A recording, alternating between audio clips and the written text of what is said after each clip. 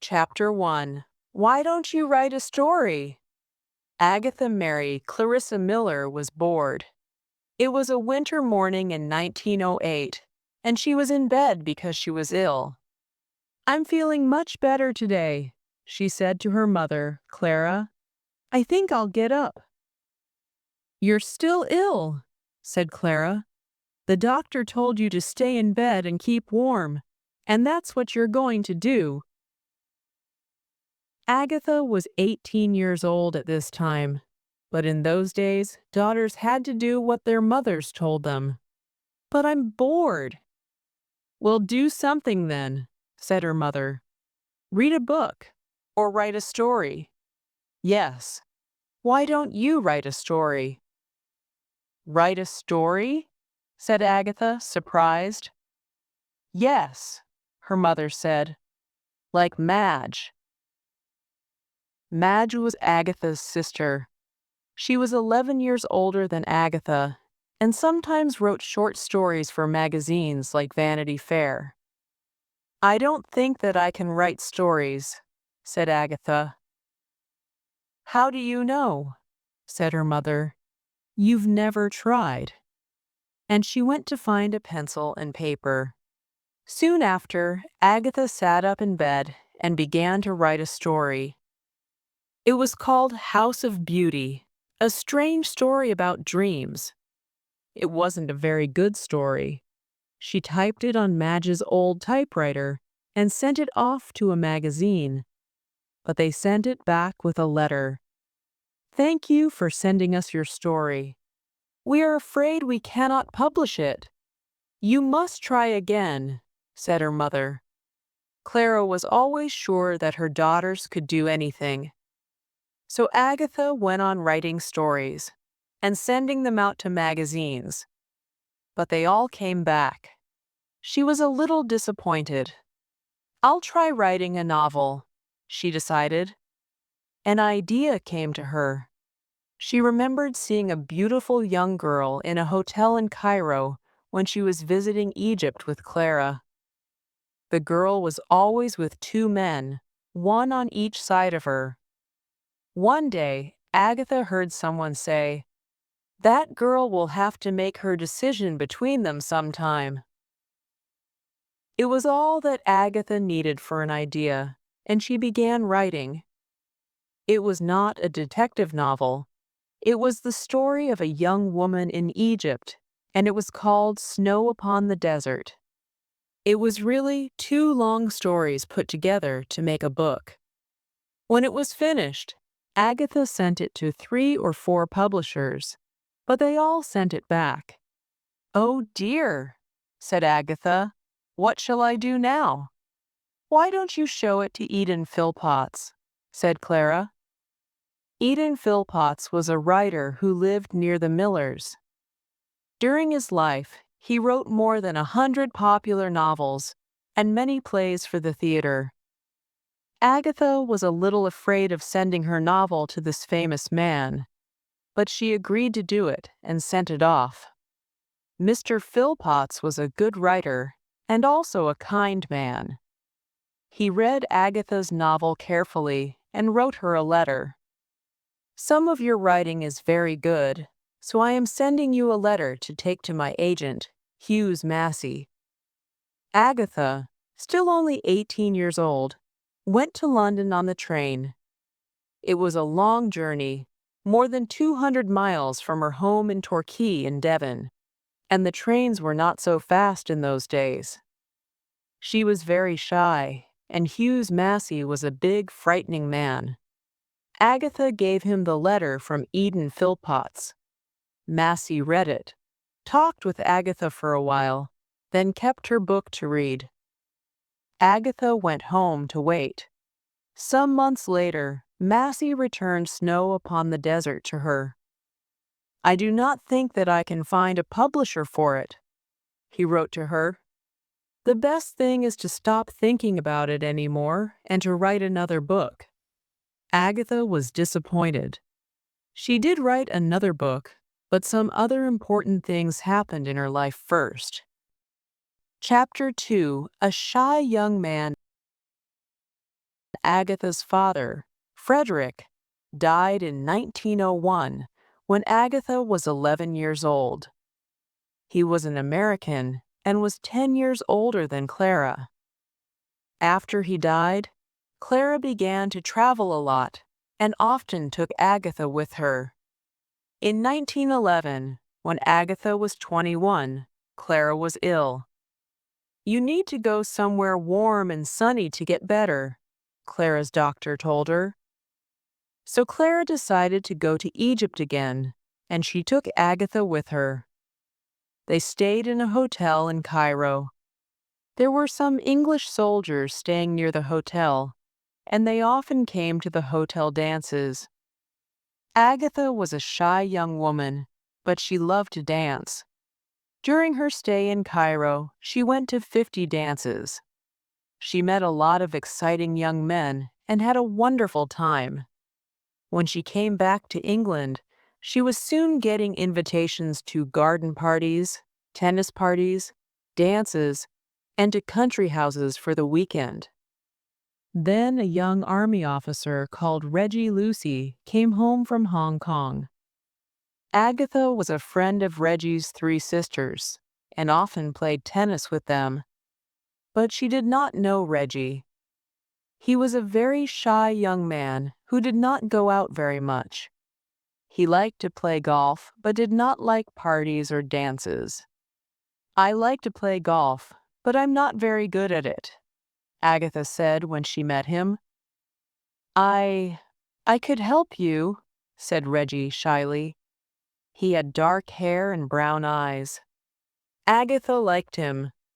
So, while Reggie was in England, he and Agatha played golf nearly every day. One very warm day, they played golf for a little while. Then Agatha said, "I'm hot, Reggie. Shall we have a rest?" They sat under a tree, out of the sun, and talked. Then, suddenly, Reggie said, "I want to marry you, Agatha. Did you know that? Perhaps you did. But you are still very young, and—" "No, I'm not," said Agatha. "Not very young." "Of course, a pretty girl like you could marry anybody," said Reggie. "I don't think I want to marry anybody," Agatha said.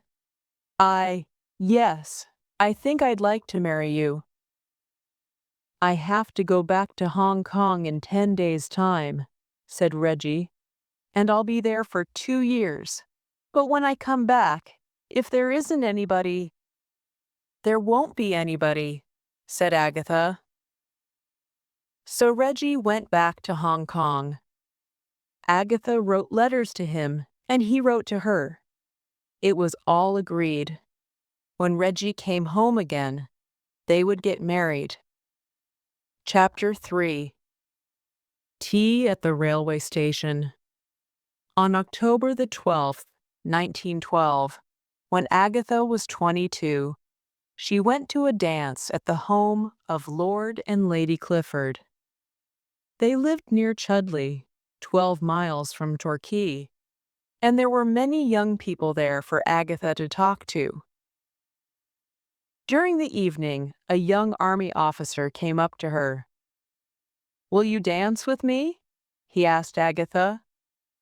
"Me?" said Agatha. "Oh, yes, all right." He was tall and good-looking, with friendly blue eyes, and his name was Archibald Christie. Agatha liked him immediately. They danced together many times that evening, and Archie told her his plans. "I want to fly," he said, "and I'm trying to get into the Royal Flying Corps." "How exciting," said Agatha.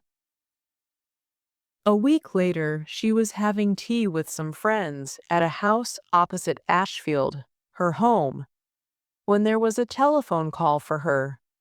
It was her mother. "Come home, will you, Agatha?" said Clara. "There's a young man here. He's just arrived, and I'm giving him tea. I don't know him, and I think he wants to see you." Agatha had to leave her friends and hurry home, so she was not very pleased.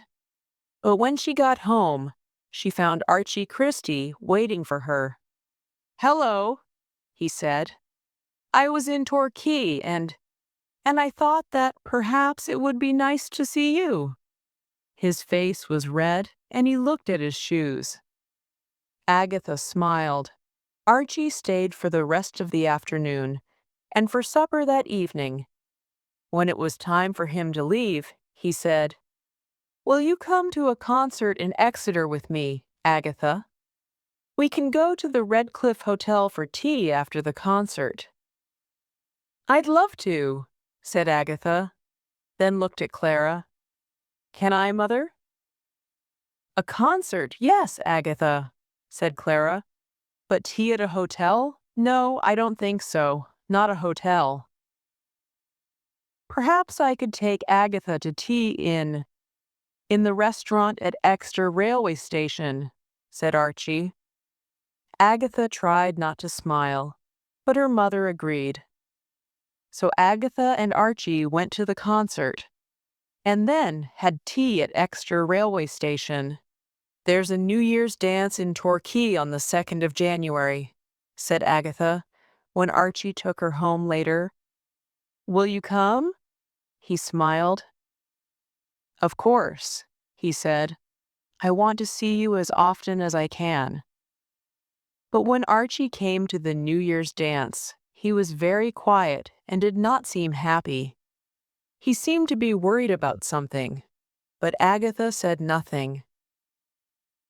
2 days later, on the 4th of January, 1913, they went to another concert together. Archie was still very quiet, and after the concert, Agatha asked, "What's wrong, Archie?" "The Royal Flying Corps have said yes to me," said Archie. "I have to leave Exeter in 2 days' time. I have to go to Salisbury." He looked at her. "Agatha, you've got to marry me. There will never be anyone for me, only you. I've known that since our first evening together at the Cliffords' dance."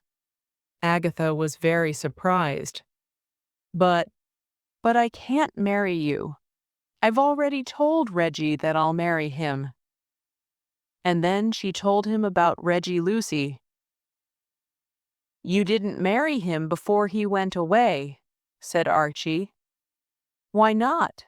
It's because you don't really love him." "We thought it was better to wait," began Agatha. "I won't wait," said Archie. "I want to marry you next month or the month after." "We can't," said Agatha. "We haven't got any money. How will we live?" But she did want to marry Archie. "Archie has asked me to marry him, and I want to. I want to very much," she told her mother. Clara was very surprised. "You must wait," she told them both. "I like you, Archie, but you're only 23 years old, and neither of you has any money." So Archie went to Salisbury, and he and Agatha waited. Agatha wrote to Reggie Lucy.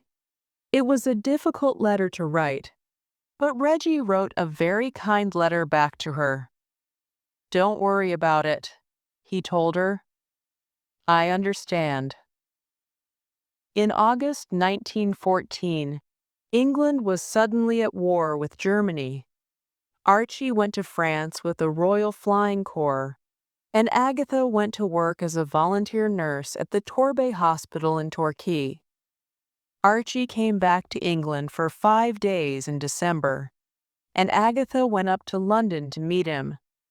Then the two of them went down to Bristol, where Archie's mother lived. They could not wait any longer. They wanted to get married. Archie's mother was not happy about this, but Clara thought differently. "Yes, get married now," she said. "There's a war on. Who knows what will happen? Be happy while you can." So Agatha and Archie were married at last on the 24th of December, 1914. 2 days later, Archie went back to the war, and Agatha did not see him again for 6 months. During the summer of 1915, Agatha was ill and could not do any nursing work at the hospital for 3 or 4 weeks. Then, when she returned, she went to work in the hospital dispensary. And here she learned something which was very useful for a writer of detective stories. She learned about poisons. Chapter 4: A Detective Story. One day, sometime before the war, Agatha was talking with her sister Madge about detective stories. They both enjoyed reading this kind of book very much. "I'd like to try and write a detective story myself," said Agatha. "You couldn't do it," said Madge. "They're very difficult to do. I've thought about it." "Well, one day I'm going to try," said Agatha. The idea stayed in Agatha's head, and she wanted to show Madge that she could do it. And when, years later, she went to work in the hospital dispensary, she again began to think about writing a detective story. There must be a murder in it, of course, she thought. The questions ran busily around inside her head. But what kind of murder? A death by poisoning? Who will die? Who will the murderer be? When? How? Why? Where? And what about a detective? There were some Belgian people living in Torquay who were there because of the war in Belgium. Clara, like everyone in the town, was very kind and helpful to them when they arrived. She gave them chairs and beds for their homes and tried to make them feel happy and comfortable. Now Agatha suddenly remembered them. What about a Belgian detective? She thought, and began to build the character in her head. He'll be a very clever, very tidy little man. But what shall I call him? I know, I'll call him Hercules. She smiled. It's a good name for a small man. And his second name? Poirot? Hercules. No, Hercule Poirot. Yes, that's it. Agatha thought about her detective story during every quiet minute in the dispensary. She knew a lot about poisons now. She knew which poisons worked quickly and which worked slowly. She knew how much to give and what different poisons smelt and tasted like. She knew how people died from poisons. Did their faces turn blue? Did they die in their sleep or die screaming in pain? A good detective, and a good writer of detective stories, must know these things.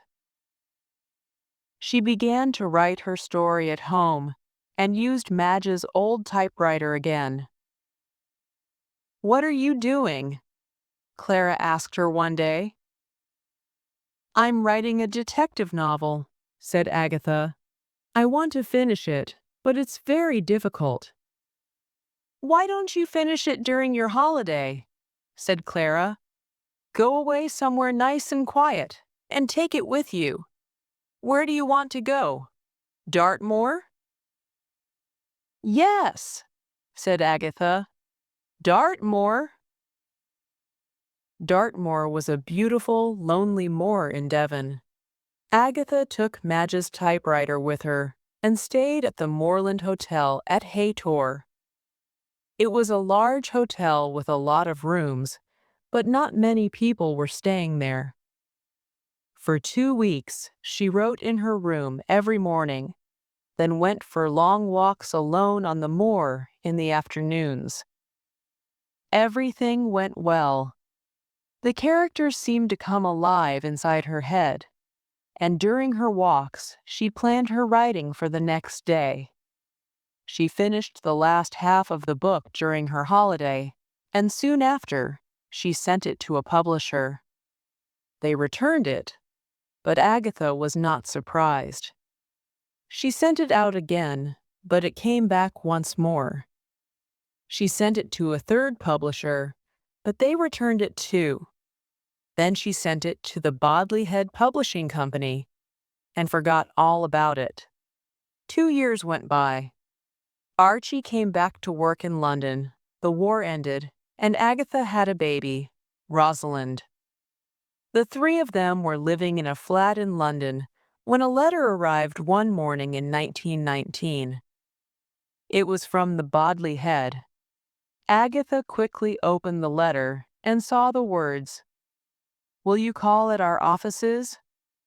We would like to talk about your book." "It's about my book, The Mysterious Affair at Styles," she told Archie. "I think they want to publish it." "Then you must go and see them at once," said Archie. Agatha went to the publisher's office. She met John Lane, a small man with white hair. "Do sit down," he said. He had a kind voice and blue eyes that looked carefully at Agatha. "Some of my readers think that we could publish your book, but you will need to change the last chapter. And there are a few other small things." Agatha was too excited to listen. She was happy to do anything. The Mysterious Affair at Styles was her first detective story, and she wanted to see it in the bookshops. So she wrote a different ending for it and changed one or two more small things. And at last, John Lane was pleased with it. Chapter 5. A good detective story. Writer Agatha's first book, The Mysterious Affair at Styles, was published in 1920. But before this, she began writing another book. It was Archie's idea. "Mother is finding it difficult to pay all the bills at Ashfield," Agatha told him. "Why doesn't she sell Ashfield?" Archie said to Agatha. "The house is too big for just one person. Then she can buy something smaller." "Sell Ashfield," said Agatha. "Oh no, she can't. I love it, and it's our family home." "Then why don't you do something about it?" said Archie. "Do something? What do you mean?" "Why don't you write another book?" said Archie. "Perhaps it will make a lot of money." Agatha thought about it. Ashfield was her family home, and it must stay in the family. Could she do anything to help? "Perhaps I could write another book," she thought. "But what can it be about?" The answer came one day when she was having tea in a tea shop. Two people were talking at a table near her. Agatha heard a name and began to listen. They were talking about somebody called Jane Fish. "What a strange name," thought Agatha, "but what a good beginning for a story. Somebody hears a strange name in a tea shop, and then, wait, perhaps Jane Finn will be better. Yes. Now let me think." And before Agatha left the tea shop, an idea for a story was running around inside her head. She went home and began it immediately.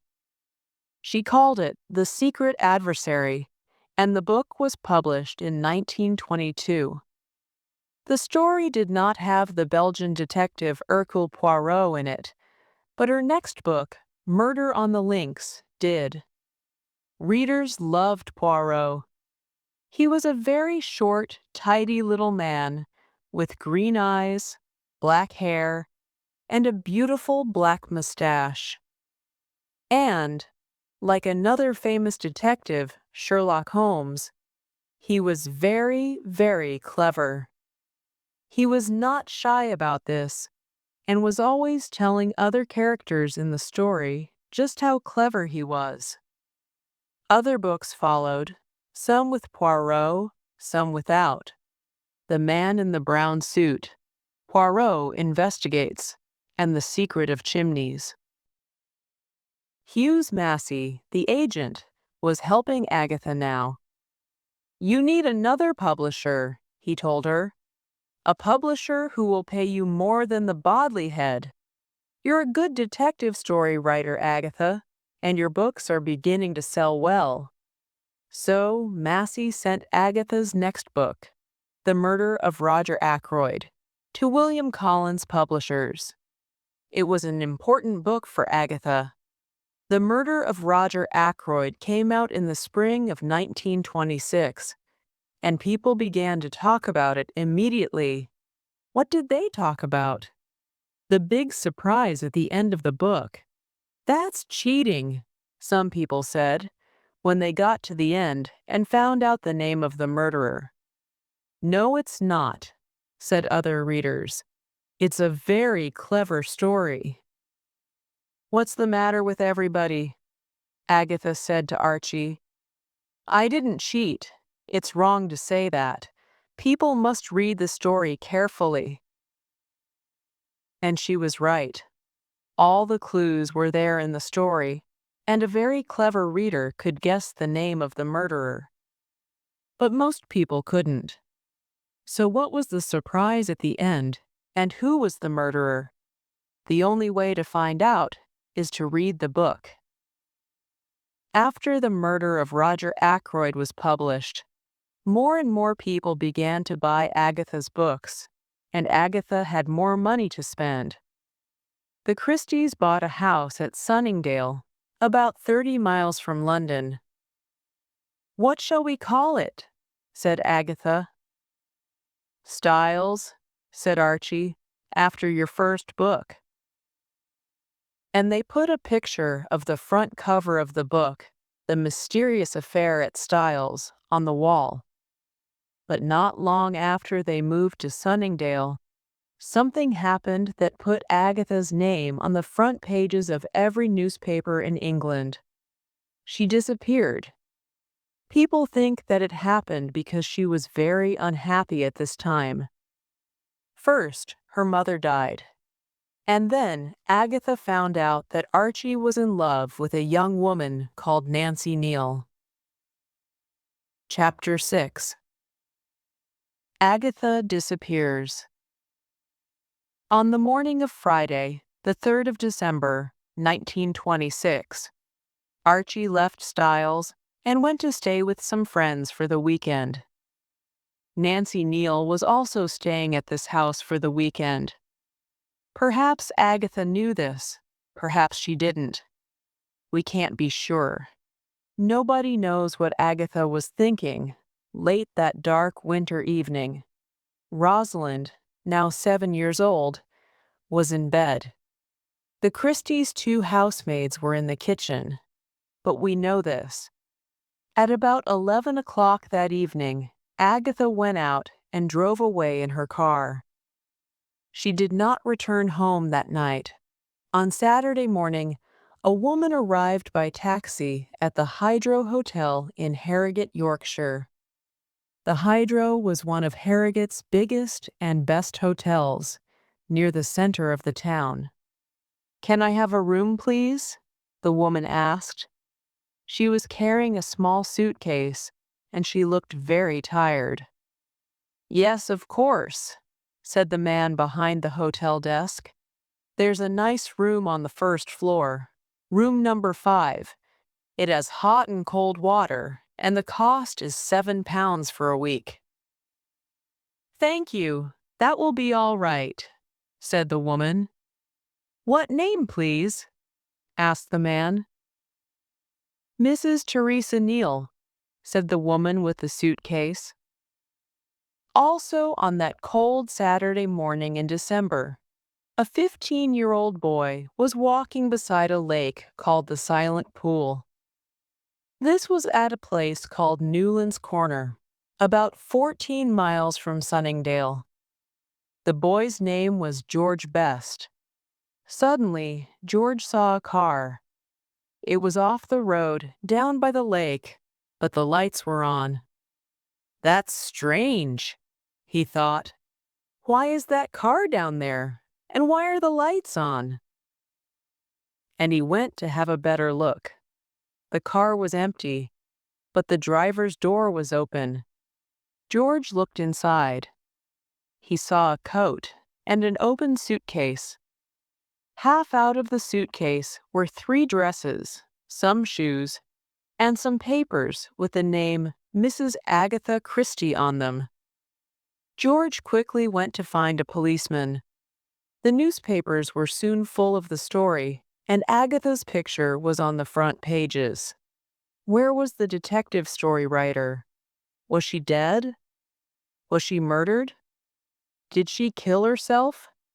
The Daily News wanted answers to these questions and said on December the 7th that it would give £100 to the first person with the answers.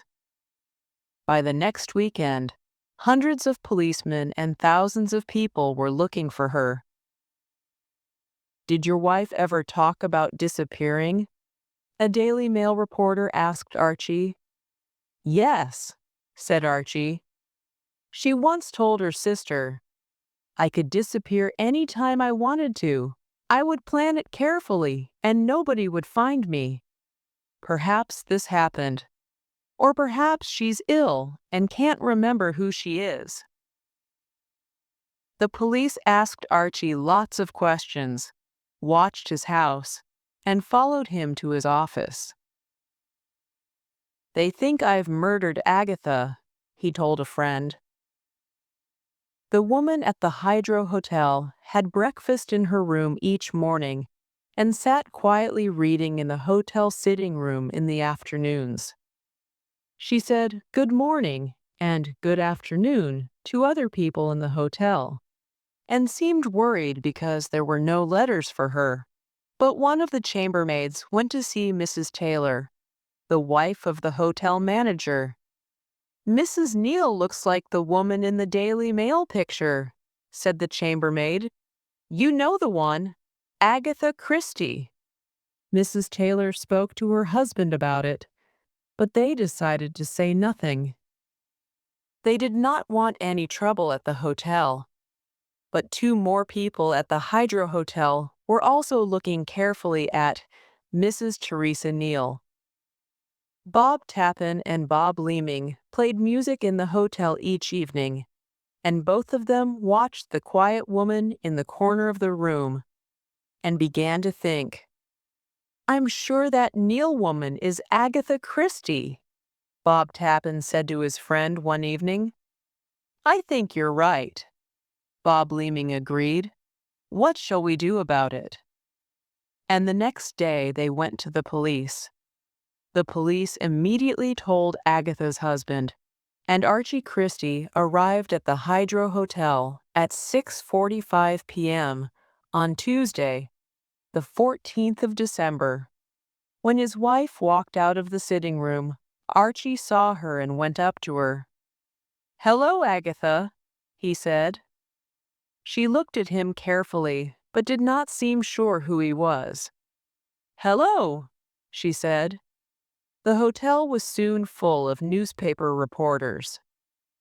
Archie told them later, I don't think that my wife knows who she is. She doesn't know me, and she doesn't know where she is. He and Agatha left the hotel the next day. There were reporters everywhere. They followed the Christies to the railway station, trying to get pictures of the frightened Agatha, who was hiding her face behind her hands. She looked thin and her face was white. And in London, hundreds of people were waiting at King's Cross Station for the train from Harrogate. Everyone wanted to see the woman of mystery and her husband. Their lives now seemed to be like something out of one of her detective stories. Archie helped the silent, frightened Agatha through the crowd. Reporters shouted questions at them and took pictures, but neither Archie nor Agatha said a word. And for the rest of her life, Agatha never again spoke about Harrogate, the Hydro Hotel, or Teresa Neal. But what really happened that night after she left Styles? Why did she leave her car? How did she get to Harrogate? It was always a mystery. It still is. Chapter 7: A Young Archaeologist. During the first weeks of 1927, Agatha went to stay with Madge and her husband in Cheadle, near Manchester. Archie stayed at Styles, but he wanted to marry Nancy Neal, and he asked Agatha for a divorce. At first, she would not agree, but at last she said yes, and they were divorced in April 1928. Rosalind lived with Agatha. "I don't want to use the name Christie again," Agatha told her publishers. "I will think of another name to use." "But you can't change it now," they said. "Your readers know Agatha Christie. That's why they buy your books. If you change your name, nobody will know who you are." In the end, Agatha agreed to keep the name Christie, but she was not happy about it. But William Collins was right. Thousands of people in England and America were reading Agatha's books now. Then, in the autumn of 1928, Agatha decided to visit the West Indies. Rosalind was at school, and Agatha wanted a holiday in the sun, so she got tickets for a ship to Jamaica. 2 days before she left England, Agatha went to dinner with some friends. During the evening, she talked to some people who were just back from Baghdad, in Iraq. Their names were Commander and Mrs. Howe. "People always say that Baghdad is a terrible place," said Mrs. Howe. "But we loved it." She went on talking about the city, and Agatha listened with great interest. She soon decided that she wanted to see Baghdad for herself. "How do you get there?" she said. "By sea?" "You can go by train," said Mrs. Howe, "on the Orient Express." "The Orient Express," said Agatha. "I've always wanted to ride on that famous train. I'll go to Baghdad, not the West Indies." The Howes were very helpful and wrote down the names of interesting places for Agatha to visit. "And you must go to Commander Howe said. Next day, Agatha changed her tickets for the West Indies for tickets to Istanbul by the Orient Express, and then on across the desert to Baghdad. It was an exciting journey for her, traveling alone for the first time. And later, it gave her the idea for another of her most famous books, Murder on the Orient Express. While she was staying in Baghdad, she remembered Commander Howe's words, "You must go to Ur." Archaeology was something that interested Agatha very much, and Leonard Woolley, the archaeologist, and his wife were working at Ur. Catherine Woolley was very happy to meet Agatha. "I love your books," she told Agatha.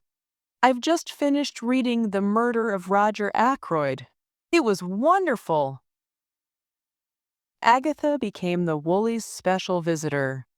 She loved Ur, and she loved watching the archaeologists. It was slow, tiring work, and they had to dig very carefully. Sometimes they found nothing for hours, and sometimes they found old pots or knives. It was always exciting when one of the workers found something that was thousands of years old. "You must come back again another year," Catherine Woolley said. So Agatha did. She went out in March 1930, the week before the Woolleys planned to come back to England. The plan was that Agatha could travel back with them through Syria and Greece. A young archaeologist called Max Mallowan was working with the Woolleys. He was 25 years old and a quiet young man. "I've told Max to show you Najaf and Kerbala," Catherine Woolley told Agatha. "Najaf is the holy city of the dead, and Kerbala has a wonderful mosque. When we leave here and go to Baghdad, he'll take you there. You can see Nippur on the way." "Oh, but doesn't Max want to go to Baghdad with you?" said Agatha. "He will have friends to see there before he goes home to England." "Oh, no," said Catherine. "Max will be pleased to take you." The young archaeologist was pleased to take Agatha. He liked her immediately, and Agatha liked him. They talked and laughed and enjoyed every minute of their time together. They met the Woolies in Baghdad, and the four of them traveled to Greece together. But when they got to their hotel in Athens, there were 7 telegrams waiting for Agatha. They all said the same thing. Rosalind was ill. Agatha must come home quickly. "I'll go with you, Agatha," said Max. "Oh, thank you, Max," said Agatha. "But haven't you got plans to—" "I've changed my plans," said Max quietly. "I'm coming with you, Agatha." So they traveled home together. When they arrived, they found that Rosalind was much better. So that was one happy ending. Soon there was another. Agatha was 14 years older than Max, but during the journey home, Max decided to ask her an important question. And when they were back in England, he asked Agatha to marry him. They were married on the 11th of September, 1930, in Edinburgh, in Scotland. 1930 was also the year when Agatha's other famous detective first appeared, in The Murder at the Vicarage. Her name was Miss Jane Marple, a little old woman who lived in the quiet English village of St. Mary Mead. Miss Marple looked like somebody's grandmother, a nice, kind woman who enjoyed cooking and gardening. But she also had very good eyes and ears. She saw, heard, and remembered everything: names, faces, the times of trains and buses, the color of a shirt, the sound of a door shutting. And she always found out the name of the murderer before the police did. Readers loved the Miss Marple stories, and she was soon as popular as Hercule Poirot. But was she a real person? Where did the idea for the character come from? Where? "I can never remember," Agatha always said. Chapter 8. Dame Agatha. For the next 25 years, Agatha went with Max on all his archaeological journeys. She loved traveling, and those were the happiest years of her life. It was a good time for writing, too. "It's nice and quiet," Agatha always said. "There's no telephone." And visiting these interesting places gave her ideas for some of her best books: Death on the Nile, Appointment with Death, Murder in Mesopotamia, They Came to Baghdad. She was now one of the most popular detective story writers in the world. One of the many people who enjoyed her books was Queen Mary, the mother of the King of England. One day, in 1946, Agatha had a letter from the British Broadcasting Corporation in London. "They want me to write a play for Queen Mary's 80th birthday," she told Max. "A play for the radio." "Then you must do it," said Max. Agatha's play for radio was called Three Blind Mice. Later, she wrote the play again for a London theater. This time it was much longer, and she gave it a new name: The Mousetrap. It is a very famous play. It opened in 1952 and has been in one or other of the London theaters ever since then. in 1997, 45 years later, people were still going to see the play. Why? It's a very good murder mystery, of course, but there is another story about the mousetrap, too. Every night, at the end of the play, one of the actors talks to the people in the theater and says, "Please don't tell your friends who did the murder in this play. They must come to the theater and see the play themselves." And everybody keeps the secret of the murderer's name, and so more and more people go to see the play. In 1971, Queen Elizabeth made Agatha a Dame of the British Empire, a very high honor for a woman in Britain. But why was Agatha Christie so famous? Perhaps it is because she was a wonderful storyteller. She planned her murder mysteries very carefully, putting a clue here, a clue there. And they are clever clues, so it is not easy to guess the name of the murderer. Who did it? We want to know, and by the end of the book, everything falls tidily into place. And we have the answer. And of course, the stories are not really about murder and death. They are puzzles, with comfortable endings, because it is pleasing to read that the detective always catches the criminal. For an hour or two, we can escape from real life, which is often neither tidy nor comfortable. Agatha Christie died on the 12th of January, 1976. During her life, she wrote 67 detective novels, 10 books of short stories, 13 plays, 6 novels that were not about crime, using the name Mary Westmacott, and 2 books about her life. Many films were made from her books. The most famous one is Murder on the Orient Express, made in 1974. Today, millions of her books, in more than 40 different languages, are still sold in every country of the world, from China to Nicaragua. Agatha Christie was perhaps the greatest detective story writer of all time, a woman of mystery, both in books and in life.